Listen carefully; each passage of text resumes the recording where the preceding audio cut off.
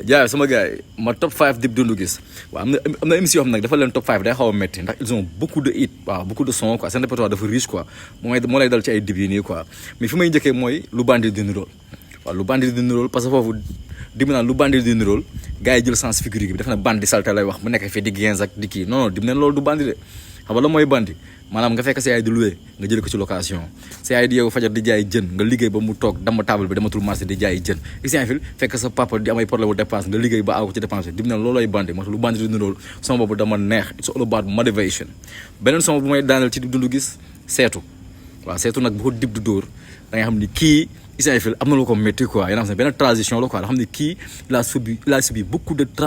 trahison venant de ses pairs quoi yéen a xam ne moo tax boo xoolee album mu LF bi li ci ëpp muuru trahison la quoi maanaam da lay nekk ni ko xam ne bu jàppee day jàpp entièrement quoi mais ñi muy jàpp entièrement lu tuuti lañ koy delloo quoi maanaam day joxe love gars yi jox ko trahison quoi moo tax seetu dafa nekk loo xam ne tey jii son boo xam ne dafa moderne quoi maanaam soo baaxee rek gars yi coob la quoi moo tax seetu son bu ma neex la quoi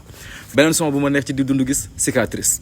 waaw foofu la xeexee indépendance am Grand Yoff waaw jàpp gars yooyu newoon foofu noonu rivalam yëpp mu jël leen dëxañ leen ci benn son ay Jamiru ay Karbala gars yi mu jël leen wàcce leen xeex indépendance am ne leen une nouvelle star est née te game bi maa ko moom cicatrice vrai banger quoi yéen a am seen beneen son bu ma gën a neex ci Dip Doundou Guiss Asamaan waaw j'aime bien Asamaan quoi parce que Asamaan day monter maanaam sa foi en Dieu te c'est un son un trop spirituel quoi yéen a am seen yàlla lay way foofu yàlla lay loué quoi doo ko dóor bal ba mu jàll te roppalaan xalaatu fa yegg ni ñu mën a def rek mooy di ñaan suñu ñaan fekk ko kaw asamaan amoon naa benn copine quoi su ma xamante ne loolu may rey quoi asamaan naam seen sama five bi sama bi may waxaat ci Dip Doundou Guiss Youssou Ndour